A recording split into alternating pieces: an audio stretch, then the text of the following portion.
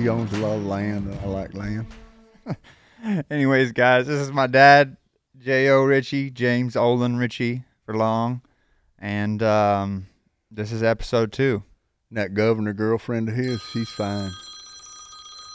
This is my dad for you guys. If y'all don't know, he's probably gonna pick up the phone and answer it. Yeah, it's money when they call me. Shit, Dad, It's a money call. where we at? We're at the studio house resident building we're building right now. What is it? Huh? What is it? What is it? What is this? What are we sitting in? Oh, we're sitting in the living room right now. What are we building here? A studio What kind of studio? Give me residence for my son Weston. What are we gonna do in here, Dad? Hell if I know. I don't know what you do. Yeah, you do. Make videos. I think we're gonna make porn here. If we were making porn, Dad, what kind of porn would we make? Well, I don't know. I don't know much about porn. Shit. I'm not gonna star in it either. Yeah, I'm sure. Pinkley. Anyway, what'd you do today? Well, I fixed the tractor. Slept late when it rained. Went and ate breakfast this morning. And I had to go to Dallas to pick up some parts.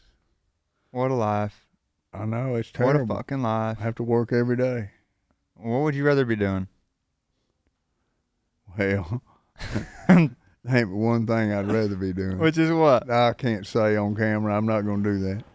Oh, yeah, all of a sudden. Y'all just have to guess. Whatever. Dad, my birthday's coming up Thursday. Oh, man, 30. Going to be 30 years old, you old dog. What does that mean to you? That means you finally have grown up. Oh, really? Yep. Took you that long. You think so, huh? Yeah. What would you tell your 30-year-old self? Oh, man, I was going to told myself when I was 30 years old I was going to open up my own business in Rockwall as a construction man, and I was going to be the biggest construction guy there. When did you start construction? When I was 31. So how long were you in the construction world before you decided to open your own business? Since I was, I've been doing it since I was about 8 or 9 years old with my daddy. Shit. Framing houses. Okay, so you started framing. I remember you telling me at one point your dad made you put a dollar bill between a stud. Is that a true story? Well, when we'd trim the corners, if there was a gap in there, then he would stick a dime or a dollar bill in there, and if it wasn't right, we have to take it down. So we had to be perfect. Well, so then you became a carpenter, I'm assuming. Carpenter all my life. So how did that get involved? Well, I just learned how to build stuff. You know, all the places I built, and I went to Dallas, and I worked. Wait, let's back up. So you're young, though. You started at 9 years old, picking up nails, picking up wood. Then what'd you do? Well, worked at the high-low filling station up by where I lived on the weekends. I loaded a candy truck on Saturday. I loaded the Lay's potato chip truck on Thursday. I threw about 300 or 400 Hunt County shoppers on Wednesday afternoon for Warren Hope. I threw 429 newspapers every morning, 7 days a week. How old were you? I was about between 9 and 14. So then, after you did that, didn't you decide to move right after that, or what happened in that situation? Well, no, I left home, and how old were you when you left home? about 14 and a half. What made that decision? I just wanted to be on my own. I got tired of people telling me what the hell to do. So, are you a rebel, or are you just a go-getter? No, I just decided I wanted to be on my own. My parents didn't care what I did much, you know. So I quit school and went to Greenville, Texas, and got me a little 12 by 10 rental room in this big house from a guy up there. I know the sheriff was up there. 'Cause I went to him and told him that I'd left home, and they called, I ain't going back. And so he put me up in a room there, and he had an old house down there in Greenville that he had old men that rented rooms from him, and he rented me a room. And down the street about 2 blocks was the Dairy Queen, so I went down there and got me a job as a cook. How old are you at this point? I just turned 15, probably 14, between 14 and a half and 15. So you think if you would have left home or you didn't leave home, what do you think your life would be like if you did move out at 14 and a half years old? I'd probably be in the penitentiary. Doing what? Why would 'Cause you? I probably killed my mom and dad. You wouldn't do a damn thing. My parents were alcoholics.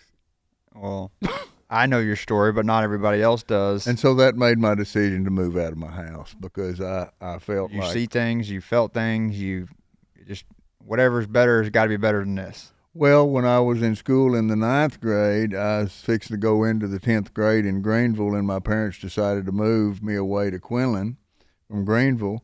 Well, the 10th grade had baseball programs in Greenville. Well, they didn't have that in Quinlan, and so I was a pretty good baseball player. That's the only sport I was good at, and I got down to Quinlan School, and it was just it just all my friends were in Greenville, and I just felt out of place, and so I didn't want to stay in Quinlan. You just decided to go make your own new place, huh? I decided to go make my own way. And then I guess that's kind of led down the path of a bunch of crazy bullshit that I know of. It did. Obviously, not everybody else knows that story, but you wouldn't change it.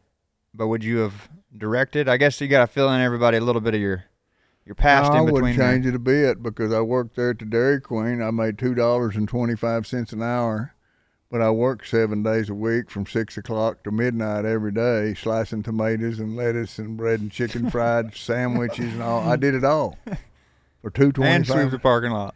And the first paycheck I got, I went to Babcock Brothers in Greenville and I bought me a bicycle, so I had a place to live. I had me a place to work, and I could eat all I wanted at Dairy Queen, and I had some wheels. I was set, baby. Wheels, huh? I had me a wheels. Yes, sir. And then chapter 2. Then what decided to happen? Well, a friend of mine named Rocky came by, and he came in from the East Coast, and he was working for a GSA contractor as a painting electrostatic painting, and he said, man, why don't you come go back with me after Christmas holidays? I'll get you a job with this company. And so And where was that at? all over the East Coast. Okay. We were going to go straight to Atlanta, Georgia. So I told my lady at Dairy Queen, I'm basically, I've got 2 weeks before my buddy goes back to Atlanta. I'm going with him. So you got 2 weeks notice, and went and told my buddy sheriff I'm moving out in 2 weeks. And that 2 weeks came, told my girlfriend too. That was heartbreaking. First love. Oh, she was hot, boy. I mean, to tell you, was she hot. I miss her to this day. Shit. But anyway. So then hold on. You went with Rocky, but if I recall the story a little bit, you didn't just have a guaranteed job, correct? No, I didn't have a job. He told me, but he knew as hard as I worked that the guy would probably hire me if I went with him. And So what was that at being 15 years old with the risk? I mean, the quote I live by, don't let your comfort zone kill you. Dad, when you were 15, what did that quote mean to you to take that risk? I had to do what I had to do. I mean, I was on my own. I didn't have no place to get money. I didn't have no place to anybody take care of me. I was taking care of myself. So would you consider the situations that you've been put in is based upon fear and not having a safety blanket? Well, no, it was just a simple matter of Survival. life and having to do it. I had no choice. Right. There's no safety blanket. I didn't have a mom and dad I could call and say, bail me out. I had to do it. I had to make it my own way. And so we left and went to Atlanta, and we got to Atlanta, and I went up there with them. It was night work. We worked at night, worked in government buildings. GSA contracting is government. I'll think of it in a minute, but it's a government contracting deal where you work on government properties, Right. IRS buildings, Social Security buildings, military bases. Right. And we were working in an IRS building in Atlanta. But I tell him a little bit of that detail. I remember you telling me at one point you walked into that job, and I think I could be wrong, but didn't they tell you that they didn't need you? Well, the guy told me he wasn't going to hire me, and I said, "Man, that's okay. I'll work for free. I need to learn. If you do start hiring, then I need to know what you do and know how to do it." So I went in there and just started working. And what they had me doing, and of course, being a carpenter, we would take these desks, and they had a top on them, and we would take the top on and put new Formica tops on them. Well, that fell right in with me because I'd worked with all kinds of wood and routers and saws, and I knew how to do all that stuff. So, but I started taping up filing cabinets, and then they put the tops on, and then we have to paint these metal desks. So I'd have to go around the top of them and cover the formica up with paper and everything on it. And man, I said it took you about 5 to 8 minutes to do that. And I said, that's too long. And in the IRS building, they had these big calculators with these big rolls of paper on them. And they were about 6 inches tall. And so I went over and put a piece of tape around the border of the top of that, and I rolled that paper around it. And I went over and asked the boss man, Curtis, I said, Curtis, can you paint this without overspray?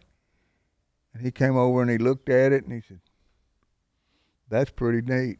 He said, he said, how long did it take you to do that? I said, about half a minute. Yeah. Instead of 8 minutes. And he said, you got a job. So you got hired on Solutions. I got hired on that job because I cut covering those tops of those tables down from 8 minutes to about a half a minute. And he liked that, and he hired me. And you were 15, 16 at this point? I was 15 at the time. Which obviously, you've lived your whole life on finding a fucking way. I mean, that's kind of your motto is. Well, I knew once he seen how hard I worked, he'd give me a job because I've worked all my life hard, and I don't know anything different. And I knew that if once the guy I'd stayed there and worked for nothing until he hired me. I'd have bugged him until he did hire me. And what would you consider that today? Initiative. So y'all don't know, but my whole life I've heard that word probably 14 million times from my father. Probably 15. Probably 15.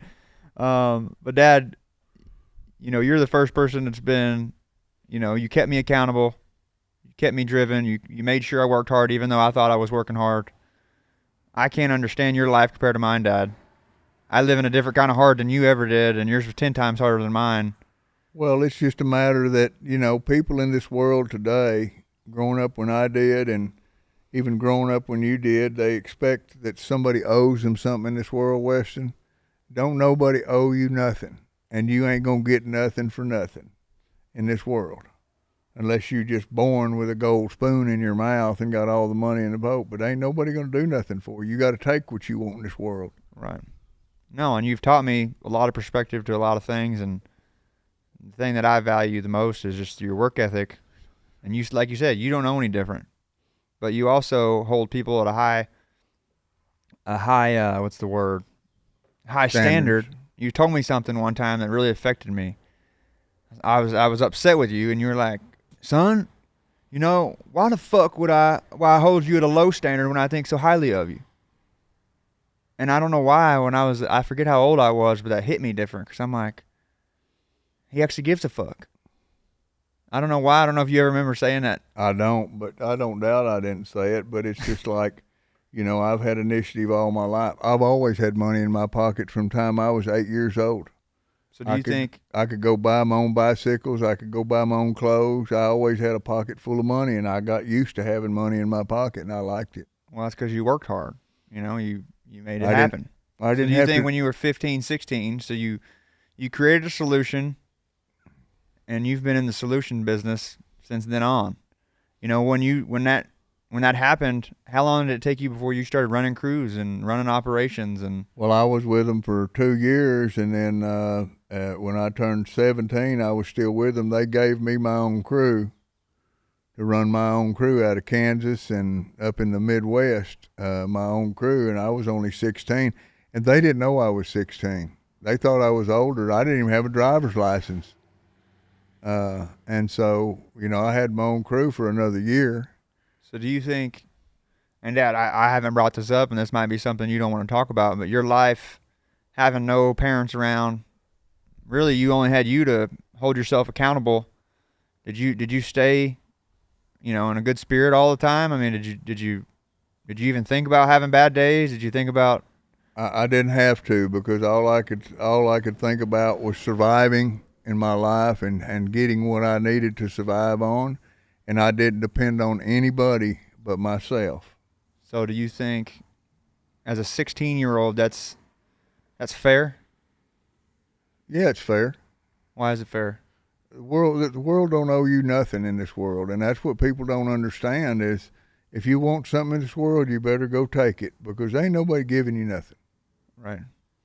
So you've learned that at 16. As you get older, after 16, what scaled from there? What happened in your life at that point? Well, I quit that job and I moved back to Greenville, and I went to work with a man down there that owned a construction company, and I worked at E-Systems and he built a lot of metal buildings, so I learned the metal building business. And concrete, we did everything. He built everything, just like I do now. I'll build anything for you. My first job as a contractor when I opened my own business up, I built a guy a portable toilet for his little weekend kind of a Canton deal. He said, "Can you build me a portable toilet?" I said, "Well, sure I can." I charged him $500 for that toilet. I bought 5 sheets of plywood. I got a barrel and cut it off, and I got a toilet seat, put it down on a piece of plywood and a toilet paper roll and put it inside and made him a door and a door in the back of it where he could dump the barrel. And he was tickled to death for $500. Cost me about $100. I made $400 in one day, and I liked it. And how old were you at that point? I was probably, first time I opened up and started doing business on my own, it was probably 20 years old. That didn't last long because I didn't have any finances to do anything. And so I went back to work in Greenville working on they built a big shopping center out there. And I went to work out there as a shopping center, and the guy that was running the job asked me could I lay out buildings and use engineering equipment. I never had done it before, but I said, "Well, yeah." So would you say you're a yes man? Well, yeah, I'm not going to tell somebody I can't do something because if I can see it, I can do it. How did you learn that though? Trial and error. So when do you think you were born with that? What made you switch that gear? Because most people don't have that confidence or lack of failing. People are scared to fail. So like, where in your life, at what age did you finally realize I just got to fucking go? I don't have a sense of failure, period, in my life. Never have. All I can see is before me. I don't look back. I go forward always. That's what I do. How would you tell people that nowadays in today's age? Get off your ass and go to work and learn how to do a trade or something and make a living. There's good money in the trade business. I make a good living at what I do. And all the years, I've always made good money in the construction business. But you've also had a lot of headache. You've had a lot of stress. You've had a lot of ups and downs. I have. I was an alcoholic from the age of 14 till I was 27 years old. I was a full-blown alcoholic. Now we just opened a can of worms, Dad. You're gonna have to go back to that and tell the story behind some of that shit. But that taught me a lot in my life. Well, hold on, let's back up. Monkey see, monkey do. Right? Parents, fucked up life, fucked up childhood. What was the normal for you? No, there was no normal really, because it's always when you have drugs and alcohol and but things you don't know any different as a like kid. that involved in your family, it's always dysfunctional and you never have anything stable. So is that what you've been searching, is trying to find stability in your life? Absolutely. After that? I wanted stability in my life and security, and fortunately over all these years I'm financially stable and turn secure. That shit off, son. And so, I think that's what I look for, is security in my life, that I know I'm secure. So what happened, Dad? You're working, you're an alcoholic. How did you balance those things, and what was the final product of it? Well, I'd drink at night and work during the day. So how much did you drink a day? Well, I'll just move on till I quit drinking. When I was 27, I was drinking a fifth of scotch a day. I'd buy a 6-pack, a case of scotch of Glenlivet a week. I'd drink a bottle of scotch a week. Well, I wouldn't drink all of it. I'd leave a little bit in the bottle so I'd have a spare. On Sunday, since only 6 bottles came in a case and there's 7 in a day, I'd drink down till about 2 inches in the bottom of the bottle, or inch. Y'all are probably thinking that's ridiculous. I don't know alcohol. Y'all might know I've never had a sip of alcohol. So for me, my dad's put a big influence in my life of why I don't drink. And we can dive into that, but I think first, in order to know that kind of story, you kind of, Dad, have to tell your story behind all those things that happened to you in your life. Well, in the construction business, you're going to find people drink like crazy. Well, it's not just drinking. It's a bunch of other things. Drinking and partying. You go work, you make money, you spend it, you have fun, you chase women. And that was my life. I mean, and that's what I like doing. And so after I moved back to Greenville, I was working for $5 an hour. And I was about 20 years old. And they had an ad in the paper. I was working at E-Systems, and I went to the cafeteria and opened the paper up, and they had an ad for carpenters for $10.50 an hour working at the sewer treatment plant, building a new sewer treatment plant. That was twice what I was making. And so I was running a crew for this man at E-Systems, and I building buildings and sheetrocking and everything else. And he never gave me a raise. I worked for him for 2 years, and so that afternoon I drove by there and went down there, and of course when I got there, it was a union job, union people, and they had a union line. They had the union boys were on strike, and they were at the gate. Right. And of course posters and say you can't, we're striking for certain reasons, but that didn't matter to me for $10.50 an hour. What ran through your head of that? Well, that's a lot of money. That's double my pay. And I drove up there, and that boy said, "Where are you going?" I said, "I'm going in here to apply for a job." And he said, "Well, this job's on strike. You can't go in here and get a job." I said, "Well, I'll tell you what, boy." How old are you at this point?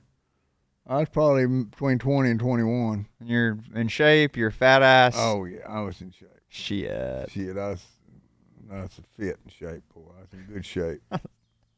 And I told that boy. My dad's also 6'3". Wears cowboy boots. Boy, I said, "It don't matter to me." I said, "I'll whoop your ass, or I'll fight you, or I'll fight every one of you son of a bitches. But I'm going through that gate to get $10.50 an hour."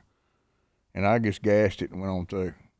And I went down there, and the guy. Did you wear a cowboy hat at this point? Yeah, but I had hair down to here probably. So you look like Kid Rock.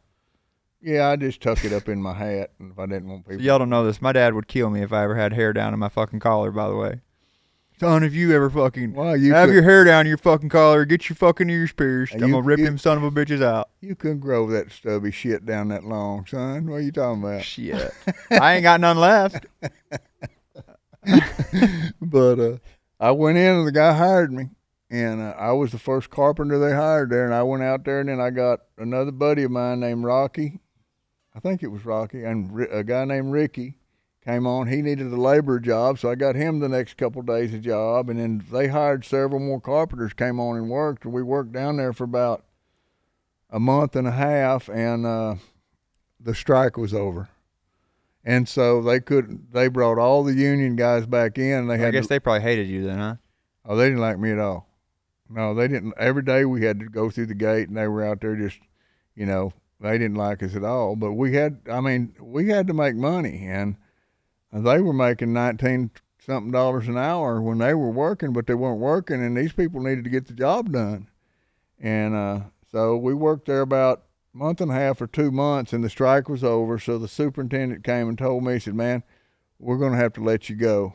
He said, "I hate it, but we're going to have to let all you carpenters go. They've settled the strike. We've got to put the union people back to work." He said, "But I've got you a deal set up at the 385 Carpenters Local in Dallas. I want you to go over and meet this man, and I want you to get a union card. You get a union card, you come back and work for me for $19.80 an hour." That's a lot of money back then. Boy, you ain't lying. It was a lot of money. So next day I went over to the Carpenters Local. And I went in there, and the guy told me, he said, "Well, you got to do an apprenticeship program for 2 years before you can be a journeyman carpenter." I said, "Well, hell, I've been doing this all my life." He said, "Well, the only other way to do it is take a journeyman carpenter's test." I said, "Bring it on." Let me take that son of a bitch. I said, "Give it to me." And he brought it out there, and I missed 2 questions out of 100 on the thing. Paid him $35. You remember the 2 questions? I do not. But I paid $35, my union fee. He gave me a union card. I went straight back the next morning, went back to work for the old boy, and guess who was them union boys' boss? Me. Out of how many months? 2 months. after I'd been there, and he put me over all those union carpenters. And what were you building? Like, what kind of carpentry were you doing at the sewer plant? We were forming concrete for a sewer treatment plant, and it's every kind of forming round pipes. I learned a lot at that job. Math. Oh yeah, and that's probably the best thing I'm that good at is numbers. But he put me over all them guys. I was their boss. So basically, they might not have liked me when I first started, but I had the authority to fire them if they didn't do their job, and that straightened them out real quick. And back then, you didn't have to care about feelings like you do now. A lot more shit going on now where you can't do that. No, I'd fire them so fast it wasn't funny if they didn't do their job. Wouldn't faze me one bit. And but I worked there for 6-7 months. And I was the last. Me and the superintendent I was the last carpenter on that job. For everybody else, when we finished, everybody else, we start letting them go slowly. So do you think that has to do with just the detail? No, it had to do with my dependability. Every day I was on that job 30 minutes early, and I'd stay late every day if I had to. I got my job done every single day. I was there, and I was getting the job done, and I was making production for the company. So then as a union, you go from that job to another job once they hire you out. Is that how that works? Well, I stayed there with him and do what they call shutdown on the job. You stay about a month after the job's finished to make sure there's no problems. Me and him stayed there for a month, and then it all closed up. They opened the sewer treatment plant up. And so I needed to get another job, so immediately I went straight to Dallas. And I went to Henry C. Beck. They were building the Plaza of the Americas job over in Dallas. And I went over there. It was a Saturday morning. It was raining like a dog. And I have a 4-foot toolbox. It's a toolbox I carry my tools in and my tool bags. And I went to that job, and I walked in there with my rain boots on. I walked in there with my rain slicker on. I had my tool bag over my shoulder, and I had my 4-foot box in my hand with all my levels and all my tools in there. And I told that man I'm looking for a job. And I remember him real well. His name was Johnny. And he said, well, we aren't doing no hiring right now. And I said, well, when you going to be hiring? And I said, I'll wait. So I guess a good word for you is relentlessness. Oh, I go back and I bother that sucker every day. When you get a no means yes. Well, yeah, they're not gonna run me off that easy. And so anyway, I sat there about 10 minutes, and it was raining hard, and a guy named Aaron came in. It just so happens that was the general. Johnny was the big dog of the company, the general supervisor. Aaron was kind of like vice president supervisor. And he came in, and Johnny said, you need anybody on your crew? Dad, tilt that down if you need to. And he said, well, I don't know. And he came over there, and he said, open that toolbox up. I want to see what's in it.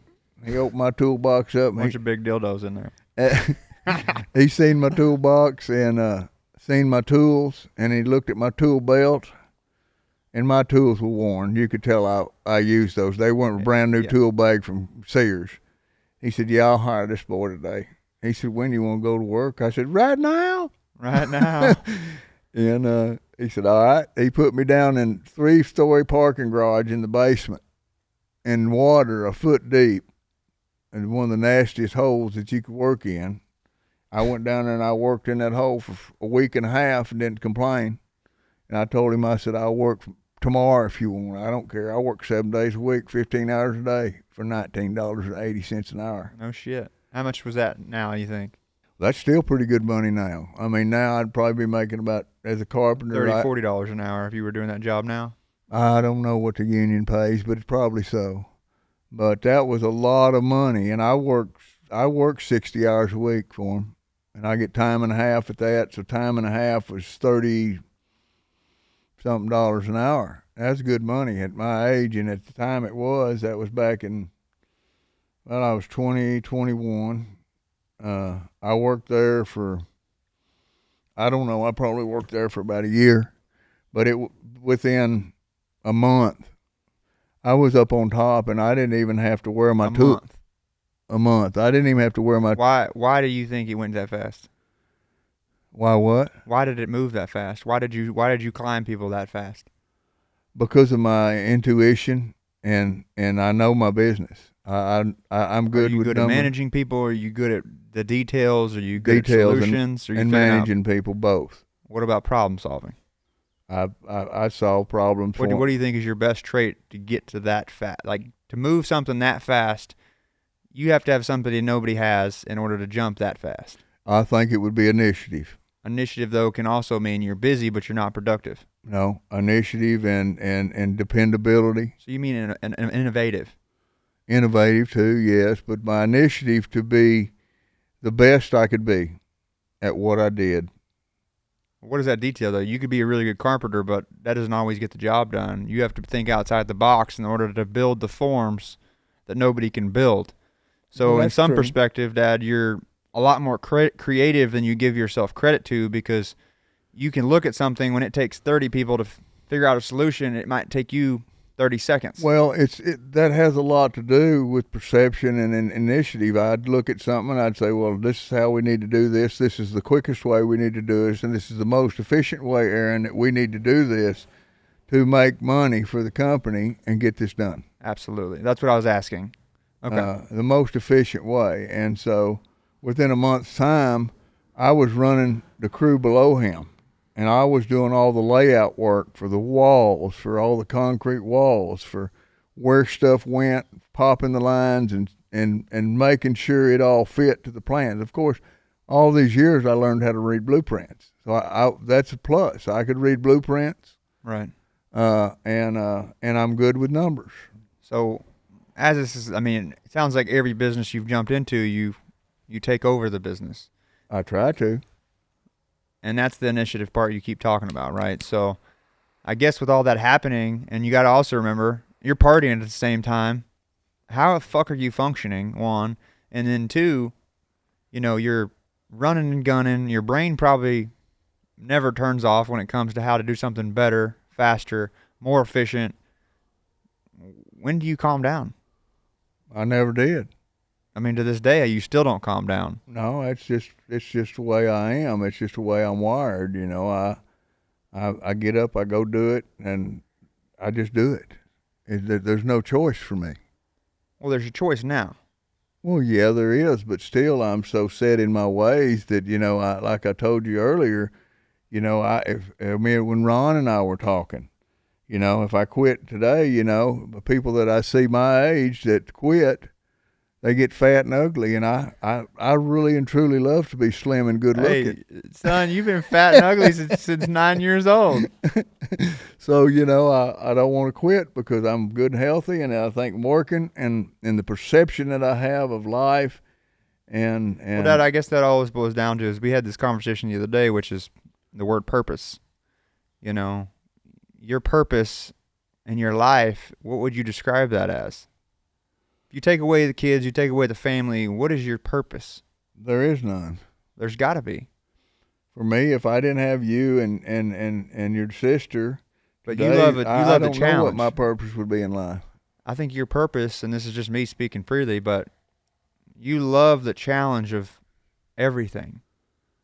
I love you the didn't have a challenge challenge- of going out there and somebody saying, "Can you build this today?" Yeah, I can build it. I don't care what it is. I can build anything. Right. And that's kind of, I mean, I would say that's probably a big purpose, is that's what fuels you, that's what drives you, is, and then also leaving a legacy is now your purpose, what you're being able to, I mean, Dad, you've taught me all kind of things in my life. That's probably your biggest purpose now, is being there for me and Kessa and teaching us how to live life versus anything else. My purpose has been to be financially stable when I get ready to quit, go fishing a little bit, and financially stable enough that I can leave you and your sister some inheritance so you don't have to do it as tough as I had to do it. Yeah, but Dad, we've had this conversation before, but I mean, I don't want your money. I think your time is more valuable than your money to me. Well, I know, but But to that point, money's not a success for me. It's not something I'm gonna have to have, because if I had money, Dad, and I didn't have to go through the situations that I've had to go through, I don't think I'd be sitting in this chair having a fucking podcast. if I don't know how to grind and I don't know how to work and I don't know how to do those things, it's kind of like the term, you can go catch fish for people, but if you teach me how to catch fish, then I'm going to be way better off in life versus everything handed to me, everything given to me. And money is a huge reason for that for most people. Well, that's the thing that drives everybody in this world today. If you're broke and you ain't got no money, there ain't much you can do. You can't have much purpose without money. Without money, you have no purpose because there's nothing you can do. And so if you don't have the ability to get out there and learn to do something, to make a living, and today I don't do the computer stuff. I know that's all the big thing today and all the people making money in the computer market, but my trade is going to the wayside right now. The simple trades that we do today, in 10 years, 20 years, they're going to be gone because nobody's learning how to build a studio or a house like this. They're just not doing it. That's why we have so many foreign people coming in here that don't mind coming in here and doing this kind of work because American people don't want to learn how to do something to make a living. Do you think it's because I can work smarter, not harder? Is that just from my point of view, I do a lot of the camera, the computer stuff, the technology stuff, and I'm saving my back, Do you think you would have lived a different life? And if you lived in this era, do you think you'd still be doing construction, or do you think you'd be doing some other initiative factor and something else if you didn't have to do what you had to do? It's hard for me to answer that question because there's so if you had opportunity, like I had opportunity, do you think you would have done construction? I had a different door that opened. I had different cards than you. I got to hold my cards a little longer instead of play them no matter what I had. I love what I do. That makes a difference. It shaped and molded you, but what I'm saying is in today's age, if you had opportunity, if you had parents that, were like you, what would you have done different?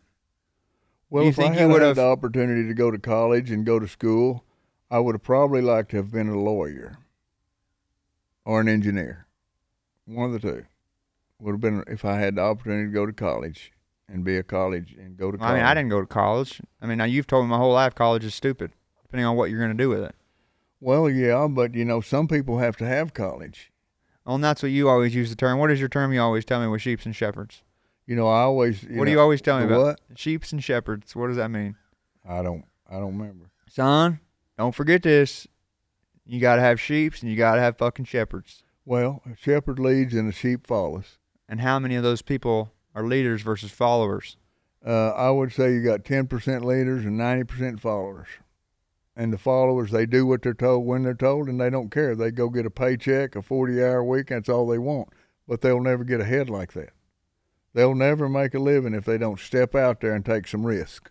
Now, with that 90 and 10%, Dad, do you feel like the people with 10% are happier in life versus the people that are 90% in life? Well, I just tell you this. I know that, some people say money don't make you happy. That's the biggest lie there is because... Break that down. Why is that the biggest lie? Because, if I want a new pickup truck, I'll go buy me one. Does that make you happy, though? Yeah. It does for a bit. Well, then it's called temporary happiness. Dad, you had a big-ass boat. You've had cars. You've had houses. You've had all these things. I know, and they've made me happy. Temporarily, right? Now I need to get me a big-ass bitch or something, You might need that. Maybe calm your fucking ass down. Buy me some booty. Yeah, don't be buying. But I can do what I want. I can make myself happy. So would you say that what's happiness is the freedom then, not necessarily the items? Financial freedom is happiness. There's just no doubt about that. Because but your real happiness, Dad, is not the paycheck. The paycheck feels good. Don't get me wrong. No, that's not my happiness.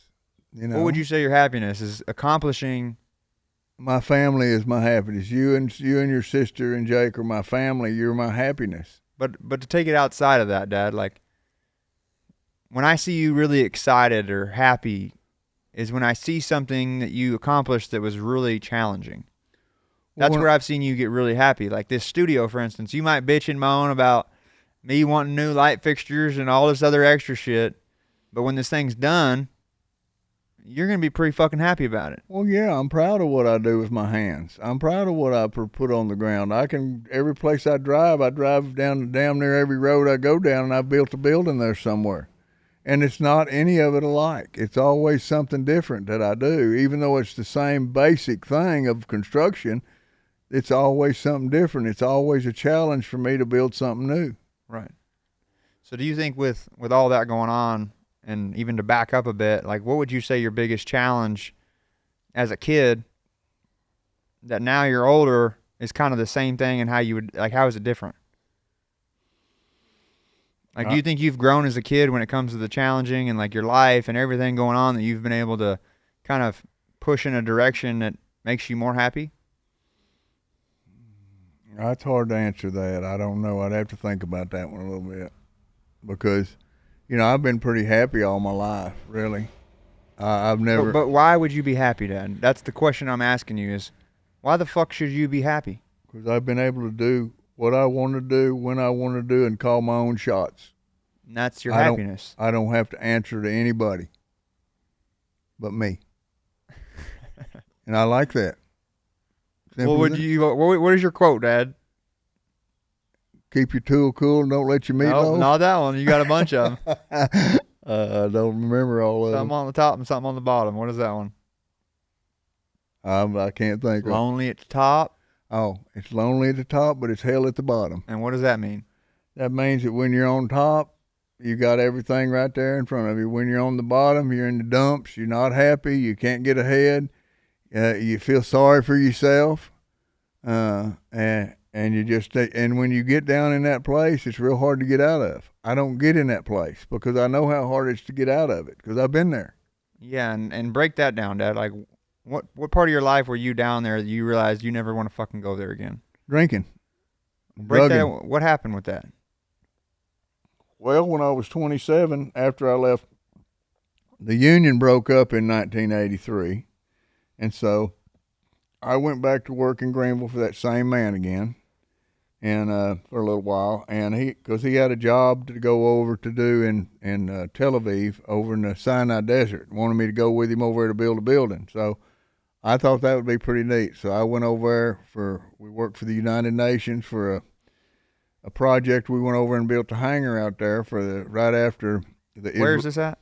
In the Sinai Desert, out between Egypt and Israel. Oh. And they had these monitoring stations out there.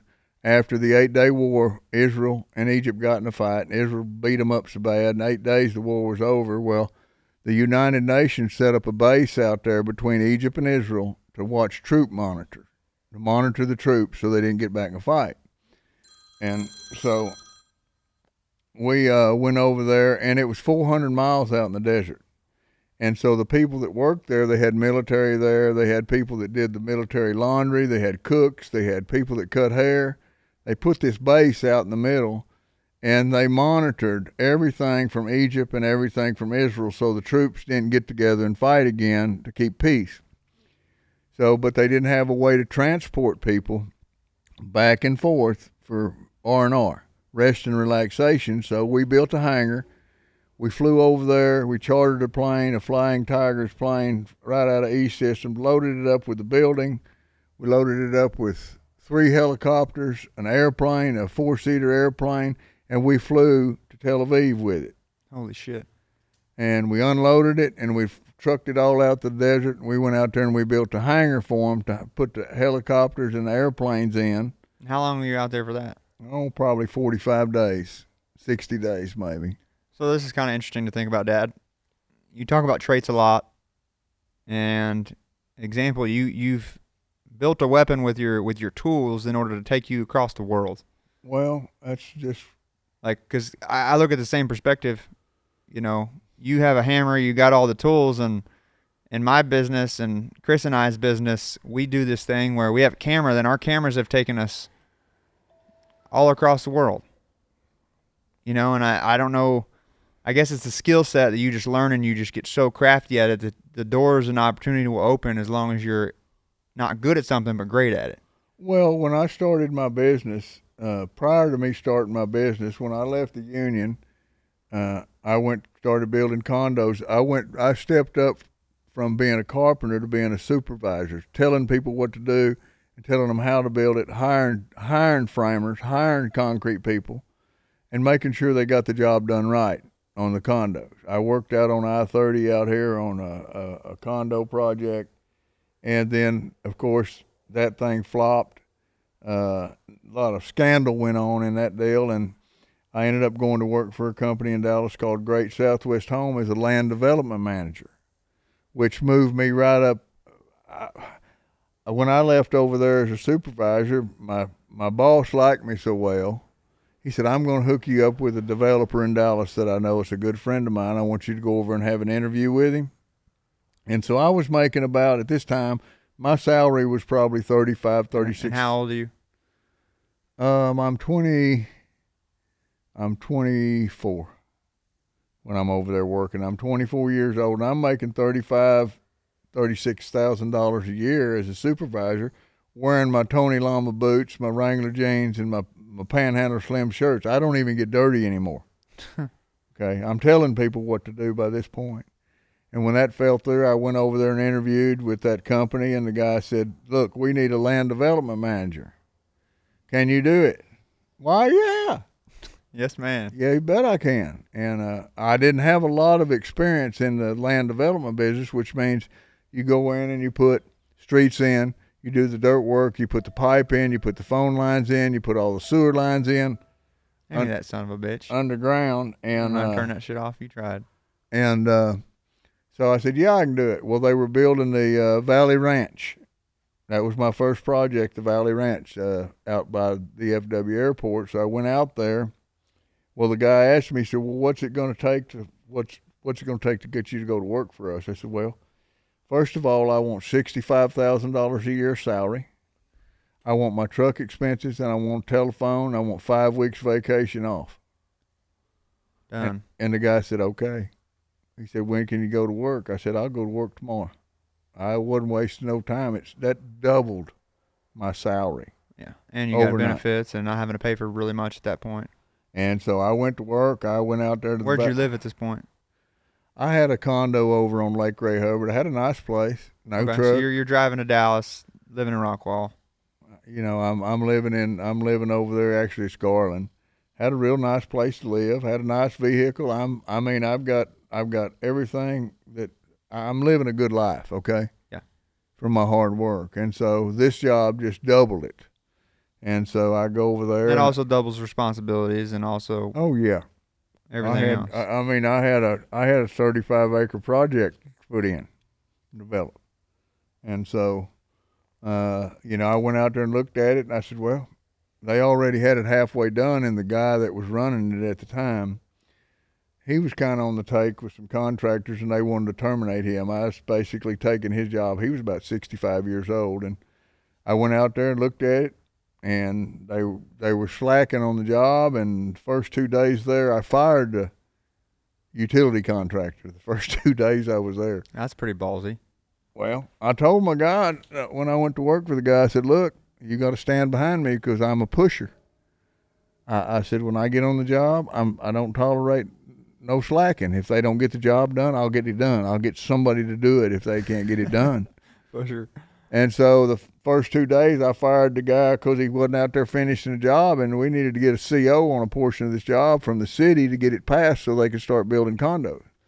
And I called the guy, and he kind of smarted off to me. I said, man, I'm going to give you 48 hours notice to reman this job, or I'm going to terminate you. I sent him a telegram. I didn't have email then. What the fuck's a telegram? It's a telegram, and then I sent him a registered overnight letter saying, if you ain't there in 48 hours. Times have changed. I'm going to, it's a lot quicker now.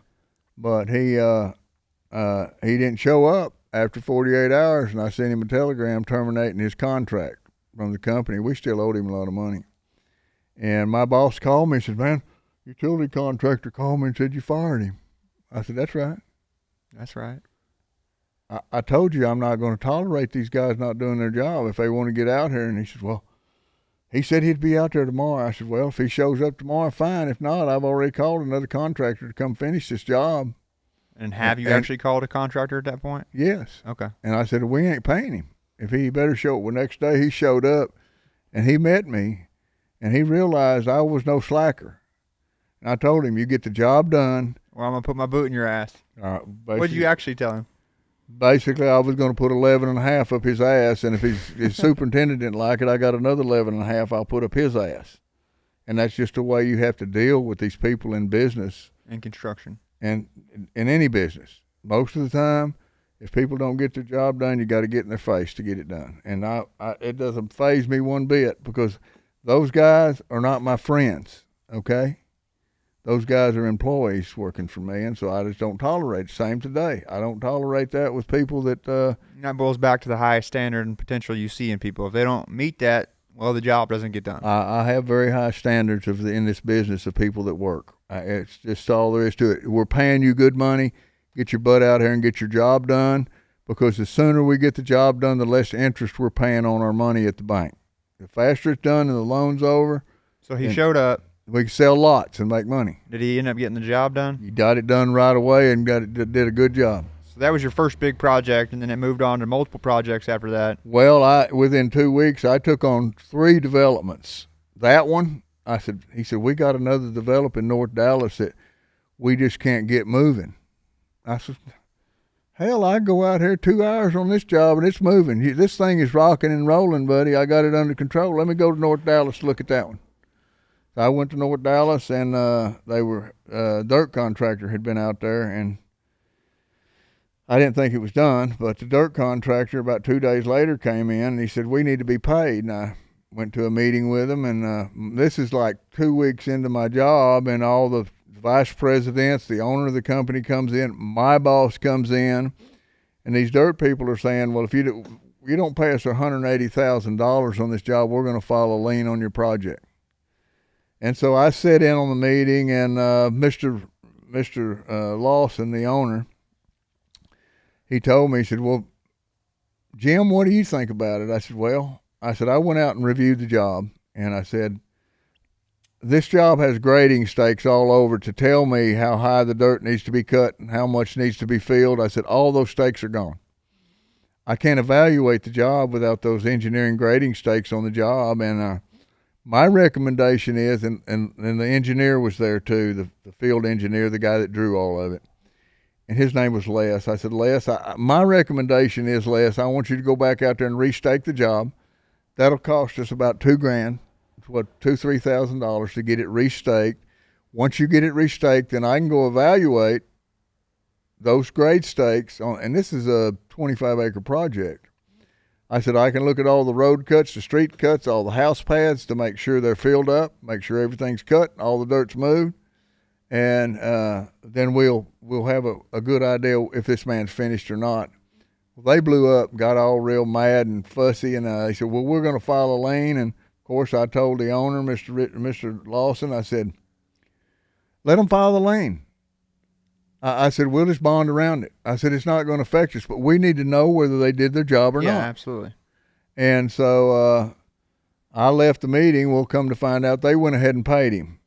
They were scared. He was threatening them. They were scared. It didn't scare me a bit because the liens don't mean anything.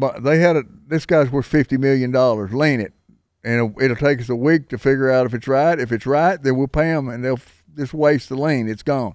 They went ahead and paid him. They scared him. Anyway, have less. He comes out. He stakes it. They're way off.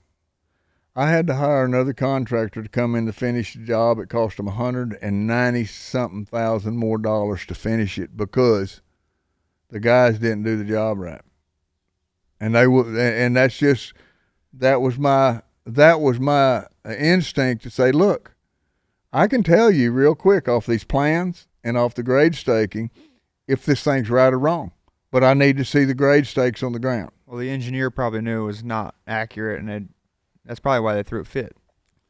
They knew it wasn't right. That's why they were doing that. They were conning them. They conned them is what they did. And they walked away with $180,000, and they knew they had a lot of work left to do. That's why they took all the stakes out, because you don't lose all the stakes. You never run over a stake. I know that. You might lose some of them, but you don't lose all of them. And so anyway, of course, I got that job rocking and rolling. I hired another contract to do my street, paving, and finish all the dirt work. So at this point, you've gotten really good at project management and getting shit done, and then eventually you get into some monster projects. I think all I have to do on these jobs is look at the blueprints. It doesn't matter if it's framing. It doesn't matter if it's foundation. It doesn't matter if data. If it's not right, it's not right. It's data. It's black and white. There's no They gray. don't care if it's above ground. I don't care if it's underground. Street concrete's no different than point of driveway. You got certain lines and you got numbers you got to go by and elevations up and down. It's real simple. So there's one story I love that you tell me, and everybody's gonna love this, and I don't remember it perfectly, so you have to remind me. But there's one job that was way behind. That's the one I'm talking about. The dirt work job right now that's way behind. Anyway, that's what I was getting to. Well, I get all the dirt work done. Well, I call the utility contractor. Well, the utility contractor. How many days at this point? They've already invested $190,000. They're already 40. Both jobs. The job at Valley Ranch was 45, 50 days behind schedule. 2 months almost behind schedule. I brought that job in 35 days still ahead of schedule, even being that far behind. I still was 35 days ahead of schedule because I pushed them guys so hard to get that job done. And I paid them. When they got done, I paid them their money. I said, I have your check ready when you get done. And this job clears, I'll get your check immediately. And it made me very well known at that point. This guy means business, but he'll get you paid. And then the job I did in North Dallas, I got over there, the utility contractor. I called him, and I knew him. He was out of Rockwall where I lived. And I called him, and I said, listen, I said, we've got 90 days to do this job. We have to do this job, and we've got to be out of this job in 45 days. I don't have time to wait on you on 90 days. Well, we've got a contract on that job. If it takes us 90 days, that's what it's going to take us. I said, well, I will be sending you a telegram to let you know if you can't man this job and you can't do it in 45 days, I'm going to terminate your contract because you hadn't even started yet. I'll just terminate it. Huh. And, of course, this guy was an older man. He was probably twice my age. And I'd had a fall-in with him out on I-30 when I worked out there in the utility business, too. And me and him almost went to the ground. So he remembered who I was. And anyway, I sent him a telegram, said, if you don't man the job in 48 hours and cut the contract, I said, I'm going to get, it was a 3-phase type job. I said, I'm going to give one contractor this third, I'm going to give you this third, and I'm going to give somebody else this third. We're all going to meet up in the middle. And he called me back and said, well, you're just going to have to fire me. So I did. I sent him a telegram and I terminated him. Well, guess what? My boss calls me again. He said, Jim, he said, Jim, he said, Curtis called and said you fired him. I said, that's right. That's right. I said, that's right. All right. He said, J.O., I said, hey, you told me you'd stand behind me. Now, you want me to get this job out of a hole? I'm just telling you how it's done. This was a $2 million contract. These guys were not going to give up a $2 million contract. I'm telling you. They just weren't going to do it. I knew it. Yeah. I knew they would. Contract. I knew they wasn't going to walk away from no $2 million contract. And so, anyway, he gets a telegram and calls me, and I had one of them old Motorola phones. They didn't have cell phones either. Big old box. Over a Motorola phone, he calls me, and he said, I'm coming out there to meet you. I'll be there. Well, I had another utility contractor buddy of mine. I said, why don't you meet me out here at the same time? He had his utility contractor truck out there. When he pulled up, that old boy was sitting in my office. And I had a field office at the time. And anyway, he was at the office. I was out in the field talking to my dirt guy or somebody. He comes up there in his Ford LTD, him and his boy and his estimator. And boy, they come driving up in that thing like they're in a race. He comes up in there and peels, spins out right in front of me in the car and jumps out of the car and starts coming towards me. Huh. And I knew his boy, and I told his boy, I said, you better get him back because I'm going to crack him right here. I'm going to crack your old man. And both of them had to grab him. We were finna go down. And I told him, Back then, you could probably do that shit and not get in trouble. Oh, yeah, they wouldn't have done nothing. He came at me, I'd popped him, and he'd be, oh, man, I didn't want to hit him, but I would have. But anyway, they get him back in the car, and I tell his son, I said, look, man, I know you've got the ability, and I knew they did, one of the biggest utility companies around. They're big. I said, I know you got the ability to get in here and blow this job out. I know you got it, or I wouldn't threaten you to come in here and do it in 45. I know you can do it, and I'll give you a bonus if you do it, Jim. I said, I'm going to tell you, you get this done, I'll get your money, no retainage. I won't hold it. They usually hold 10% retainage on a job. $2 million, $200,000 they hold for 6 months. Oh, wow. Until the job's done. I said, I will not hold any retainage. That will be your bonus. That $200,000, I'll pay you in full. And they left, and the next morning, I'm sitting up there in my old job trailer, and man, 18-wheelers come rolling. They've rolled in 4 or 5 big trackhoes, excavators. They were bringing rubber tire loaders, and I don't know how many truckloads of pipe rolled in that day. And those guys hit that job, and they were gone in 37 days. And they're supposed to be done in 90. 90 days. And they finished it, got the city to CO it in 37 days now. They knocked this fast. thing out. That's fast. They were smoking, digging rock. This was a hard job. And my boss, he just couldn't believe it. He said, man, I can't believe it. And I picked up all my lost days. I brought that job in 30-something days ahead of schedule. And even after I did all the roads and everything. And but anyway, after they got done with the utilities, I called Mr. Curtis. And I won't call his last name because everybody used to know him in the business. But I called him. I said, hey, why don't you meet me out at Culpepper's for lunch? He was real good friends with a couple that I know in Rockwall, a lady named Kathy and Buck. And I said, why don't you meet me out there? I said, Kathy and Buck are going to be out there. You're good friends with them. They own the Southern Junction together. I said, why don't you meet me out there? And this is the guy you almost got in a fight with. Yeah. Okay. And he's the owner. And I said, I'll bring you a check.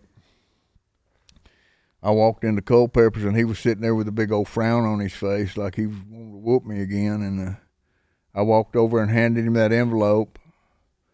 And he opened it up, and he had a check for $2.23 million. And boy, he got a big old smile on his face. I'm sure he did. So, and that put me the top of my market in the development business. Because you're just known for getting shit done, whether rain, shine, snow, sleet. Bite the bullet. If you want to do it, if you want to work for this company, you're going to give 150%. And you're going to get paid when you get done. And so, but then again, we did I did all the development part of that company. And there was another division of that company that did houses and condos. And they got into the houses and condos, and the people that were running the houses and the condo business lost a lot of money. The fourth year I was there, lost a lot of money. And so Mr. Lawson called me, and he said, I'm going to shut the whole thing down. He didn't have to work. Didn't have to. He already made his money. He was keeping it going. He used to own Centennial Homes, and he sold the Weyerhaeuser. He didn't have to work anymore. And he said, I'm closing it down. I want you to shut down this, and shut down this. And I said, I'll do it. If that's what you want to do, I'll shut it all down. And so he shut it down, gave me a pretty good severance for what I'd done for him. I made him millions of dollars. Yeah, I can only imagine. Saved him millions of dollars I saved him a ton of money on interest on bringing those jobs in where they weren't late.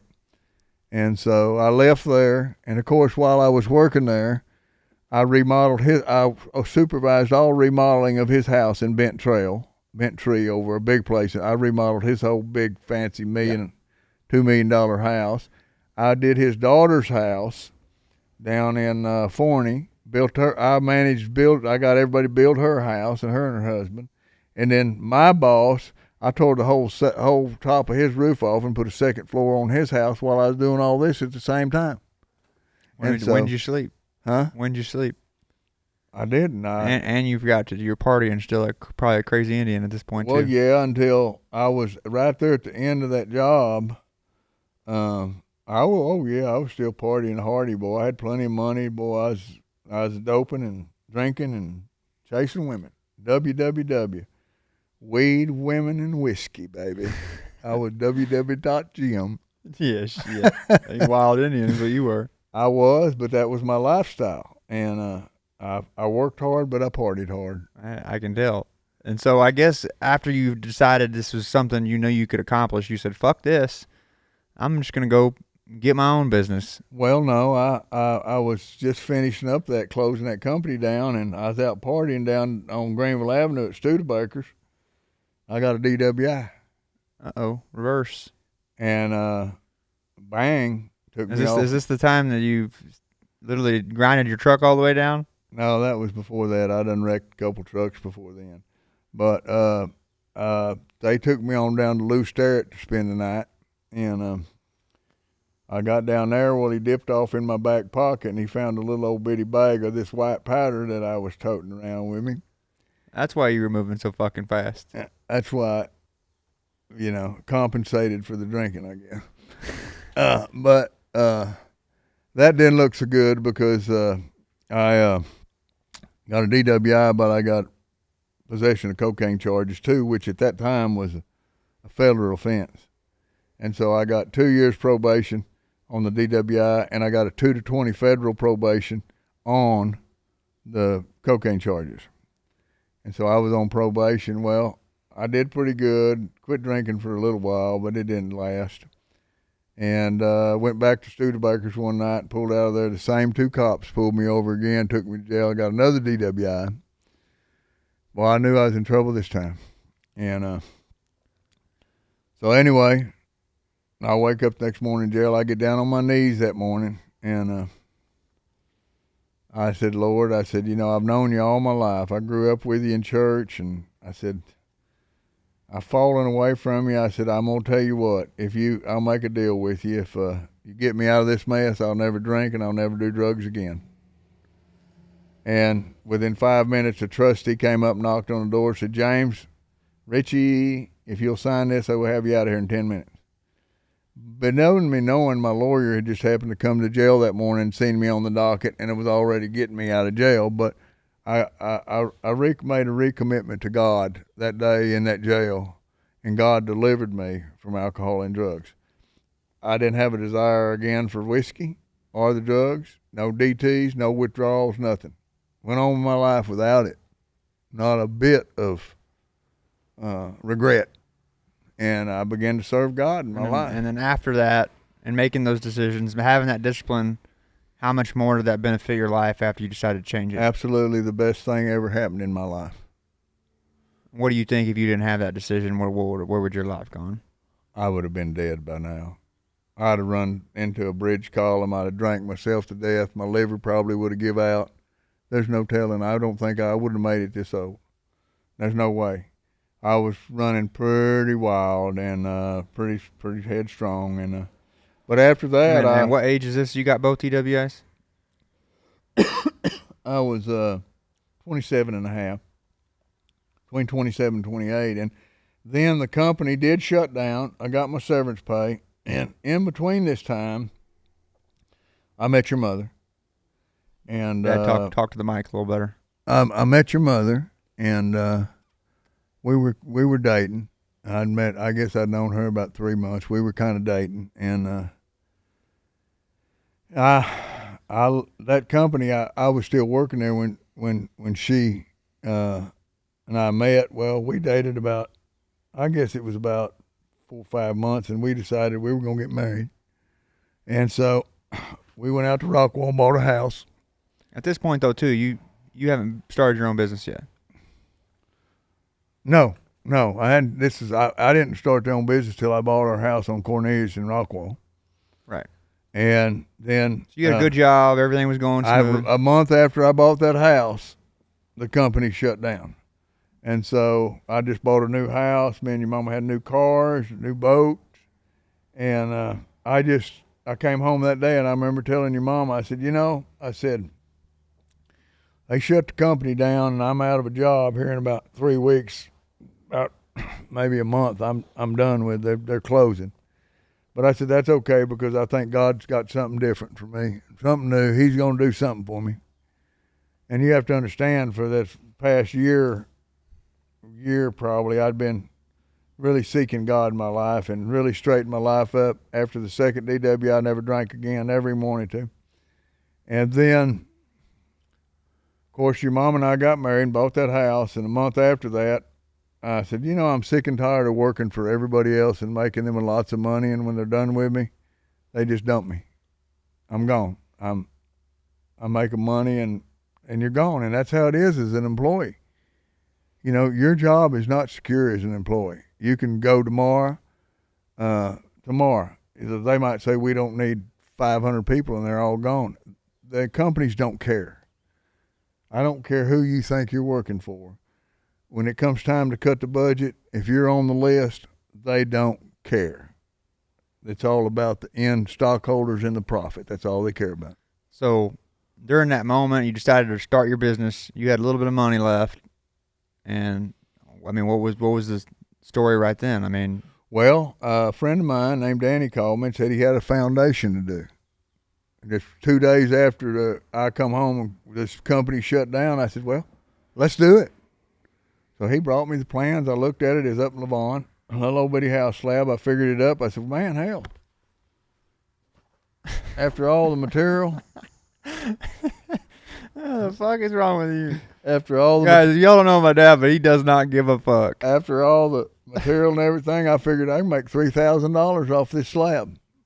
I said, let's do it. So we went up there and did it. Danny came up. I said, look, Danny, this is what I'm going to do. I'm going to open a new company. It was called... I just barely pull that mic down. It was called... Instead of reaching out, just pull it down. There you go. It was called Jo Richey All-Phase Contracting. First company that I owned. And so I opened a company. We went and poured the slab. I made $3,000. I told Danny, I said, I'm gonna open up a company. I'm gonna pay you $500 a week. I'm gonna pay me $500 a week. We're gonna rock and roll. Well, that first year, I did $600,000 in business in 1985. $600,000. And you're what age? Doing house slabs, sidewalks, just piddling whatever I could get, remodeling. I didn't care what it was. You want it done? You want to pay? We'll do it. And how old are you? I'm between 28 and 29 years old. And anyway, the second year we did business, I doubled it. I did 1.2 million. Third year, I did over 4 million. Fourth year, I did 7 million. Well, we talked about a little bit of this the other day. Tell a little bit of that story. Whenever didn't you almost go broke, and then you?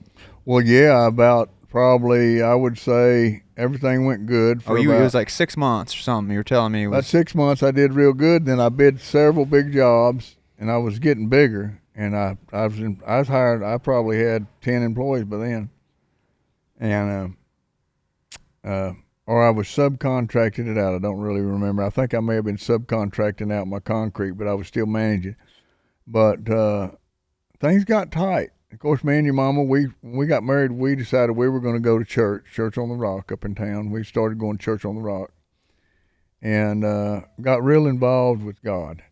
And things were just blessing. God was blessing us. Well, about 6 months into it, I'd bid a bunch of work, and just wasn't happening. And things just wasn't happening. I got down to $1,200 something in my bank account. And I said, man, my house payment was $1,100 at the time, and I had new car payments and boats, and I had everything. And I said, well, so we went to church that Wednesday night, and I was sitting there, and I just felt the Spirit of God asking me, where's your faith? Where would you put your trust and your faith? And I pulled my checkbook out, and I wrote a check for $1,200, and I put it in the plate. I said, it ain't my money, God. It's you. This is no joke. The next 3 days, I had a guy call me on the condominiums down on the lake in Rockwall, and I'd bid them high. I didn't think I was going to get them because I was high. Guy calls me and said, hey, I want you to do these condominiums for us. Great, I'm back on your line here. Well, my lawyer also had a $250,000 remodeling job he'd been wanting me to do. Next day, he calls me and says, hey, we want you to do the remodeling job on our house in University Park. And then I had another big job. I'd bid down in Greenville for a Colonial Bank to build this big underground culvert box that was going to go under their new bank. And real profitable job. And boom, boom, boom. Next thing you know, probably in the next 5 to 6 months, I made a smooth $120,000 clear profit on those 3 jobs, and maybe more.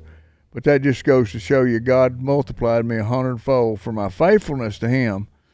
$1,200, I cleared $120,000 plus dollars on those 3 jobs, and that money was just put me in business right there. That was kind of what drinking out of the gasoline hose. Just you knew what to do at that point. And you just Well, at that point in time, that's when I decided I wanted to be the biggest contractor in Rockwall, Texas, and I started bidding everything. I wouldn't let nobody in town. If you bid it at $10, I'm gonna bid it at $9.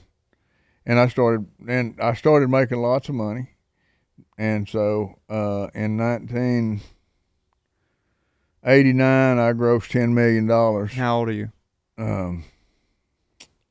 28. I'm 32.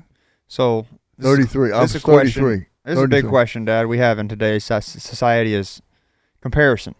Back then, you heard word of mouth of what people were doing, how they were doing it.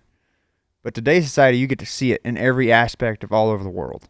And so a lot of times we get to work with a lot of, successful entrepreneurs. And I asked you this the other day. I was like, when did you feel like you finally, made it? And I guess that was probably, 32? 33, but then in 1989 I did gross $10 million. But you have to understand the profit margin that I was making. I was doing a volume-based business. I remember in 1989, I had 17 commercial jobs going. I was at the Grand Prairie Naval Base working. I was working building the YMCA. I was building Mr. M's, Siegel's Liquors stores. I was doing big projects, but the profit margin was only 5 to 6%. Right, so you're doing so out of $10 million, I really only made probably, out of $10 million, I really probably only grossed, netted maybe $1 million because the profit margin was still 33 years old on your own. That's incredible. Oh yeah, but then in 1990 it rained. The rain came in. It rained 150 something days in 91, and in 1990 and 91 it rained. I lost 100 days worth of work in 1990, and then in 1992. 91, it rained again, so all my profit that I made in 89 gone, was sucked out because I had superintendents on salaries, I had trucks, I had insurance, I had a lot of things going on. And then in 1991 I got a big development over in Dallas, and at this point in time I was blowing and going, a good job. Well, I ended up losing. They bankrupted on me for I lost $495,000 on one job. Of your own money. Of my money, and then of course some of the material suppliers lost some money too because they didn't pay me, and so the material. And now I'm about to bring up my favorite story. I think I've ever heard. You lost $450,000. Right. And then there was the same time where you were building a grocery store, and you pretty much had. This is a big, ballsy moment for you. Whenever you couldn't get paid on that grocery store, what did you do? Tell them, store. and don't hold back on this story. Tell them how it was. Well, they owed me $180,000 on a big food store in Rockwell. I won't say the name, but and I had to bond that job. I had to put up a performance and payment bond, so I had $160,000 of my own money tied up in a performance and payment bond to an insurance company to guarantee to the owners that I would finish the job and pay all the bills. Well, they were trying to open the store up, and I've been done, and I'm waiting on my money, and they've been owing me money for 90 days, and they said, we can't pay you. I said, you ain't opening that store then. And they said, we are. And a big chain of stores at that point, but they went out of business a couple of years later, completely went out, because they were cons is what they were. But so they were supposed to open that store up that day at 12 o'clock, and I pulled 2 of my big low boys, and by this point in time, I had Caterpillars, I had bulldozers. I got in the dirt business too. I was doing it all. I was doing dirt, I was doing concrete, I was doing pipe utilities, foundation. I had two big old trucks, and I put them caterpillars on them, pulled up there in front of the store and cranked them up. That old guy told me, the guy that was been advertising on TV was coming out. And I told him, I said, I'm going to be here. So they came out, they got out of their big fancy Lincoln or whatever. And I said, I'm going to tell you what, if you don't pay me my money, you see, and I was, after losing $450,000, I owed the IRS like $48,000 in payroll taxes. And they were on my back. I was doing the spaghetti warehouse building. I did two spaghetti warehouses. At the same time I was doing the two spaghetti warehouses. And they were on my back because I hadn't been able to pay that $48,000. So I really needed the money on this store that they owed me, and I needed to get my money back from the insurance company. And I had nothing to lose. So what'd you do?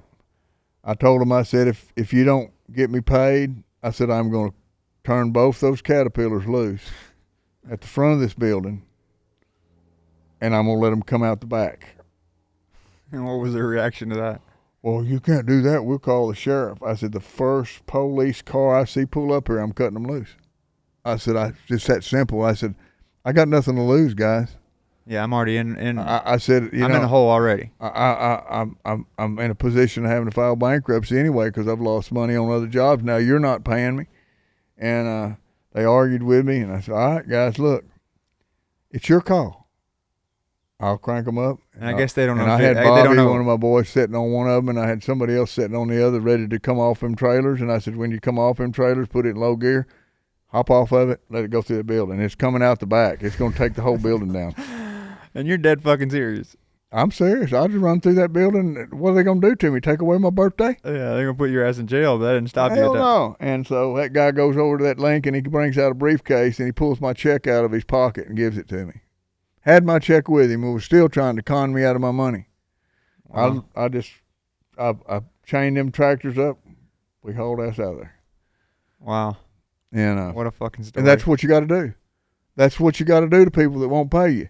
You got to force them to pay you. You got to be tougher than they are in this world, because if you don't, people are going to walk on you. They're going to step on you. They're going to screw you every chance they get if you're weak. If you're weak, they're going to get you. I mean, Dad, it's... Hey, Chris, go ahead and get me a cigar out of my truck.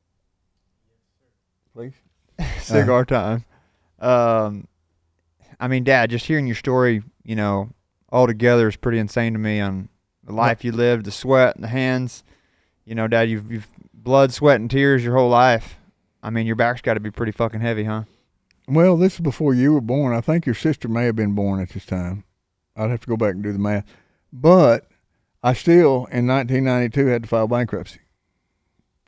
That wasn't enough money to clear me, and I had 100 something employees. But how did you deal with the pressure? I mean, well, 6 days a week, 15 hours a day.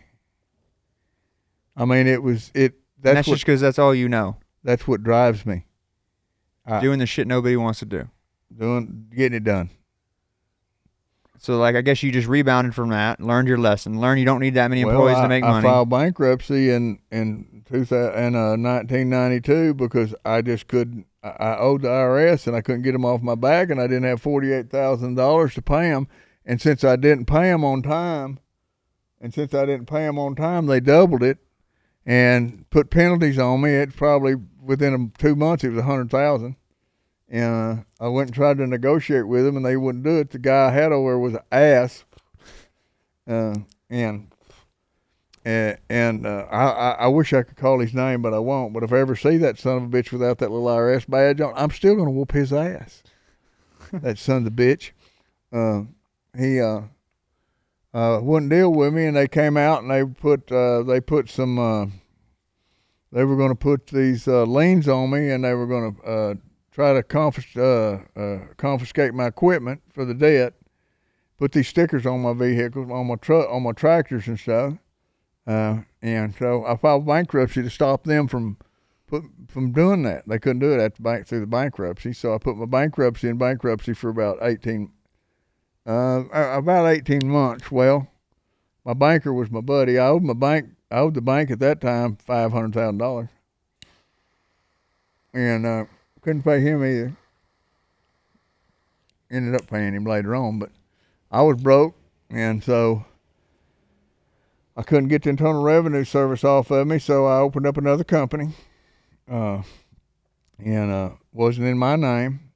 Uh, and I went to operating bidding jobs, and I mean, I could use all my equipment.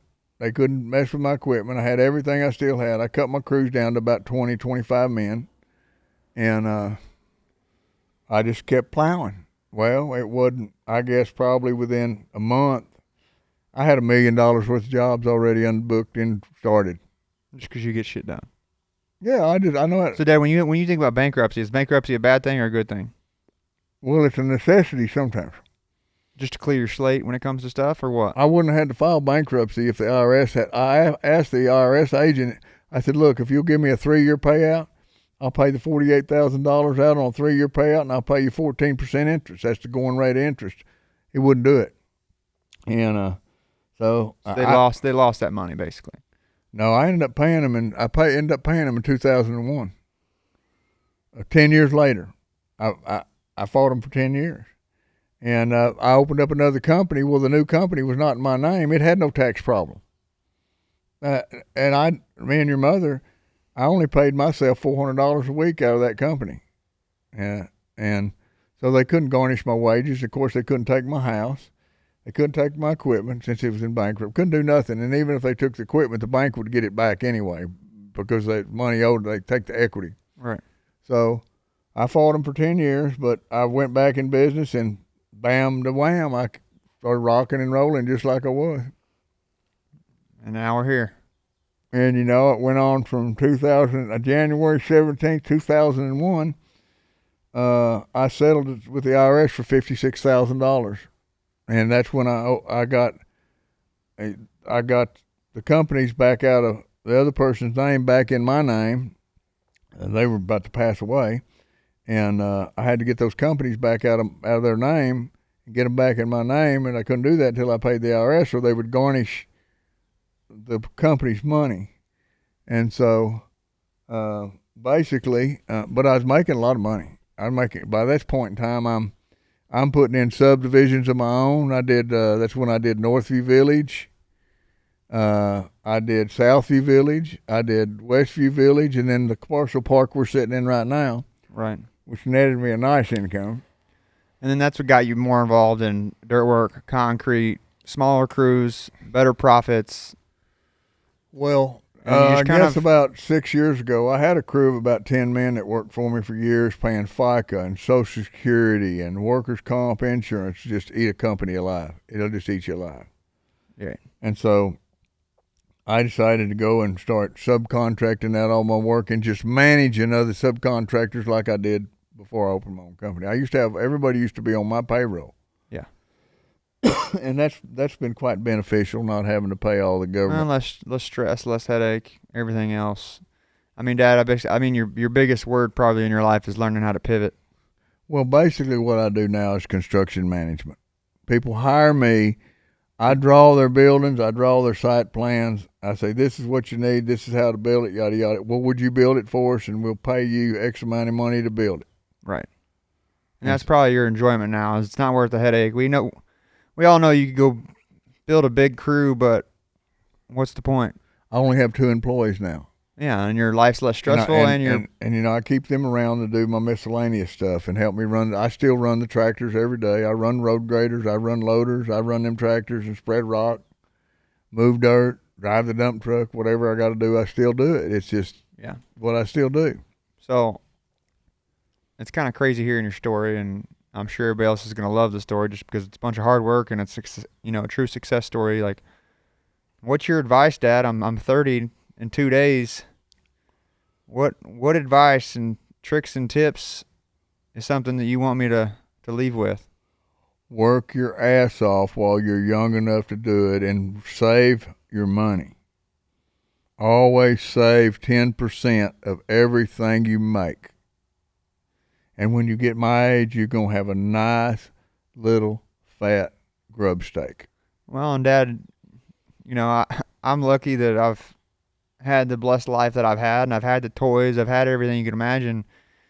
You've also explained too, you can't you can't die with that money either.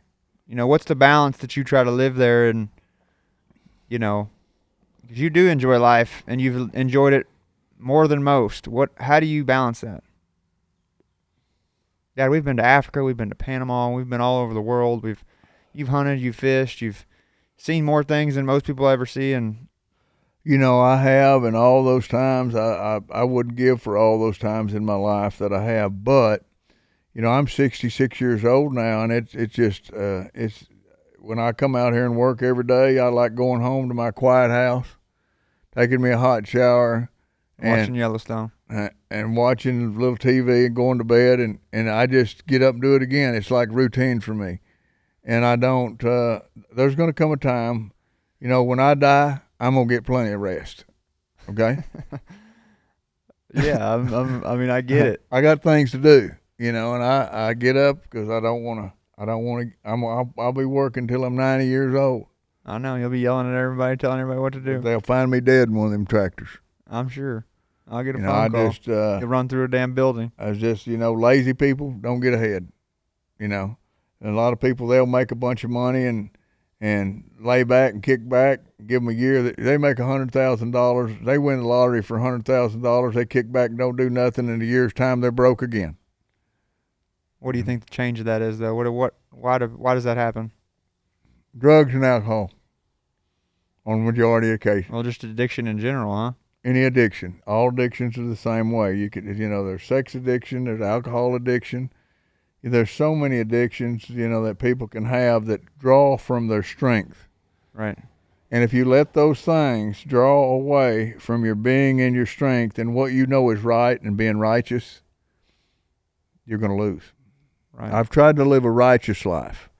God says he loves a righteous man. And I've tried to live a righteous life. I try to do people fair. I try to treat people good. I give them good prices. And I think that's been my success. People trust me in the business because I do what I say when I say I'm going to do it, and I get it done. So you know Josh Turner, obviously. Yes, you're not supposed to tell people's names. This is a good happy moment. But when we're doing the exclusive, is we take people's quotes and, you know, put them on our shirt and tell their story, and we'll release more information about that and whatnot. And yours is, you know, it's lonely at the top, but it's hell at the bottom. Josh Turner's quote is, you get two things in life. You get your name and your word. And those are the two things you get to live by. And I feel like you've truly made an impact in my life with those two things. Your name means more, and not more, the most to you, but your word is more valuable. When you say something, you do it. My name means a lot to me. You know, when I sign them paychecks and sign my name on there, I say, you know what? I've made it in life. And I've made it the right way. To wrap this up, Dad, I mean, what's success look like to you, and what does success look for me in your point of view? Well, for me, you know, my success is probably at its peak.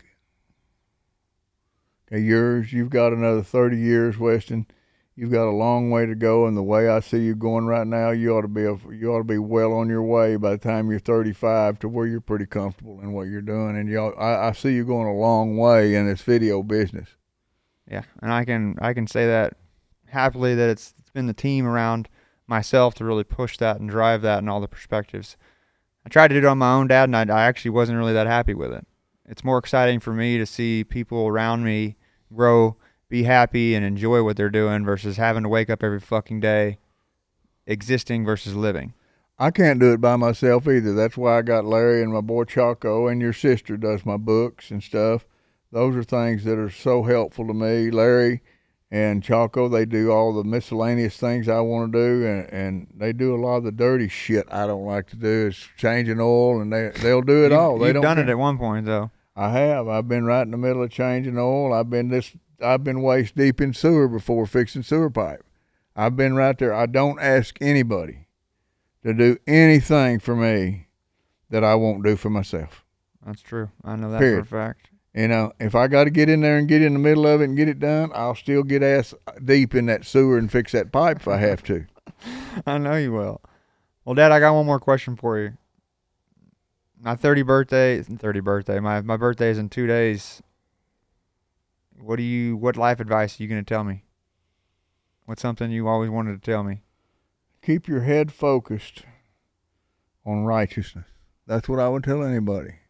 I don't want to hear about anybody. I want to hear what you want to say to me. Live a righteous life. And I know you do, because I know how you are. You got to live a righteous life, because when you fall away from that righteousness, the old devil's going to come in and he's going to tear you down every chance he gets. You stand on righteousness and you live on righteousness and you do people right, you're going to be profitable and successful. If not, the enemy's going to come in and they're going to attack you and they're going to break you down. Absolutely. Well, Dad, you got anything to say left on episode 2? It's hotter than shit in here. That's all I got to say. I'm about done. We're done. Wrap it up. I love you, Pops. See y'all. Love you too, boy.